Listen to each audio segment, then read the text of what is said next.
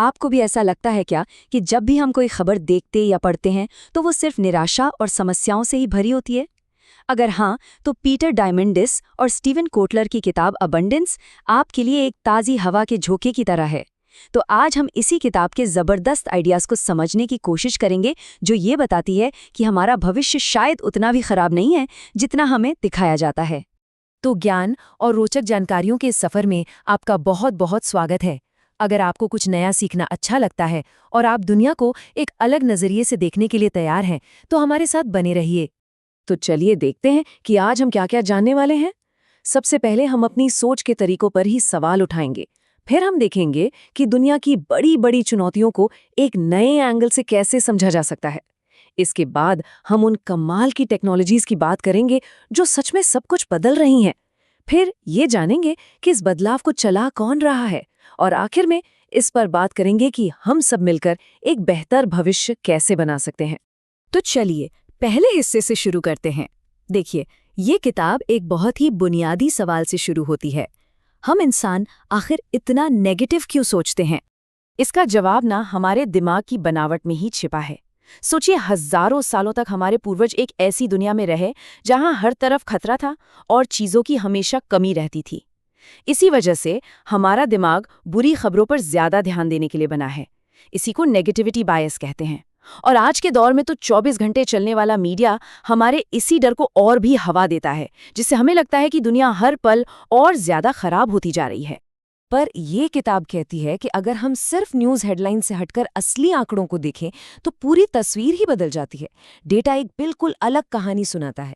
जानते हैं, पिछले 100 सालों में हमारी औसत उम्र दोगुनी हो गई है। दुनिया की 75% आबादी जो कभी बहुत ज्यादा गरीबी में जीती थी, अब वो आंकड़ा 10% से भी कम हो गया है। मतलब पढ़ाई हो, सेहत हो या शांति, लगभग हर पैमाने पर इंसानियत ने जबरदस्त तरक्की की है।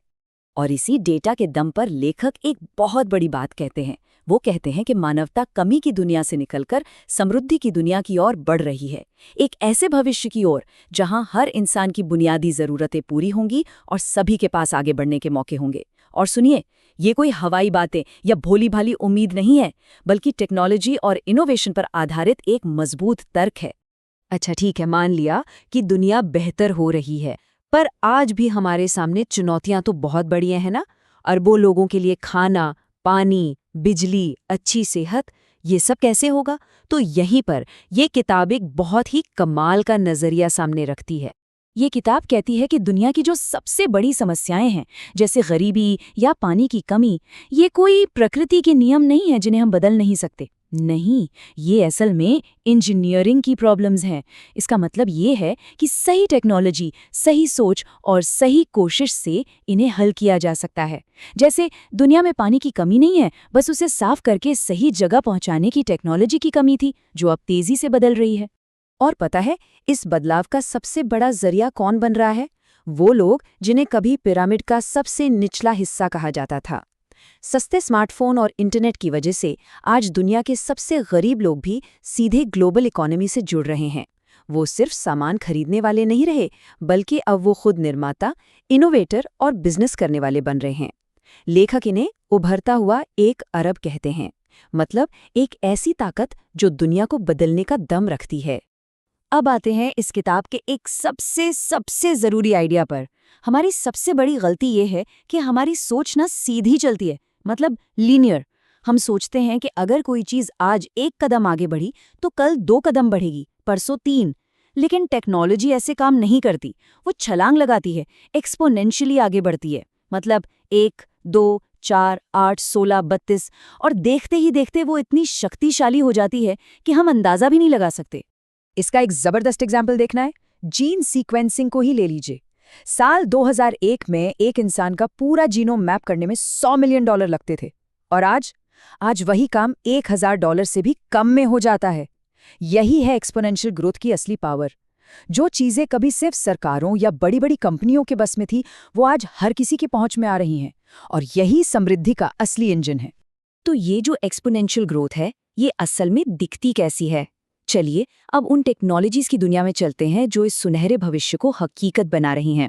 सबसे पहली ताकत है क्राउड की पावर। यानी कि भीड़ की शक्ति। आज इंटरनेट ने करोड़ों लोगों को एक साथ मिलकर काम करने का मौका दिया है। आपको पता है, फोल्डेट नाम के एक गेम में हजारों गेमर्स ने मिलकर एक ऐसे मुश्किल प्रोटीन का स्ट्रक्चर सुलझा दिया जिसे वैज्ञानिक सालों से नहीं सुलझा पा रहे थे। क्राउड फंडिंग के जरिए आज कोई भी अपने आइडिया के लिए पैसे जुटा सकता है। मतलब अब इनोवेशन किसी एक लैब या कंपनी तक ही सीमित नहीं रहा। और इस सब की नींव क्या है? इंफॉर्मेशन एंड कम्युनिकेशन टेक्नोलॉजी यानी ICT। इंटरनेट की स्पीड, डेटा स्टोर करने की क्षमता और कंप्यूटिंग पावर जिस तेजी से बढ़ रही है और सस्ती हो रही है, वो सच में अकल्पनीय है। AI और क्लाउड कंप्यूटिंग जैसी पावरफुल चीजें अब हर किसी के लिए मौजूद है। ICT वो मेटा टेक्नोलॉजी है जो बाकी हर फील्ड की तरक्की को कई गुना तेज कर रही है। जरा हेल्थ केयर के बारे में सोचिए। हम बीमार होने के बाद इलाज कराने वाली दुनिया से निकलकर बीमारी होने से पहले ही उसे पहचानने और रोकने वाली दुनिया में जा रहे हैं। AI अब डॉक्टरों से भी बेहतर तरीके से बीमारियों का पता लगा रहा है। जीन सीक्वेंसिंग की मदद से हर इंसान के लिए उसकी ज़रूरत के हिसाब से दवा बन सकेगी, और ये सब स्वास्थ्य सेवाओं को सस्ता बनाएगा और हर किसी की पहुंच में लाएगा। एनर्जी के बिना तो कोई भी आधुनिक समाज चल ही नहीं सकता, और यहाँ सबसे बड़ी क्रांति ला रही है सौर ऊर्जा। सोलर एनर्जी की कीमत ठीक उसी तरह एक्सपोनेंशियली गिर रही है जैसे कभी कंप्यूटर चिप्स की गिरी थी। हम एक ऐसे भविष्य के बहुत करीब हैं जहां ऊर्जा लगभग मुफ्त होगी, साफ होगी और हर जगह मौजूद होगी। और जब ऊर्जा सस्ती होगी तो पानी की समस्या भी अपने आप हल हो जाएगी। क्यों?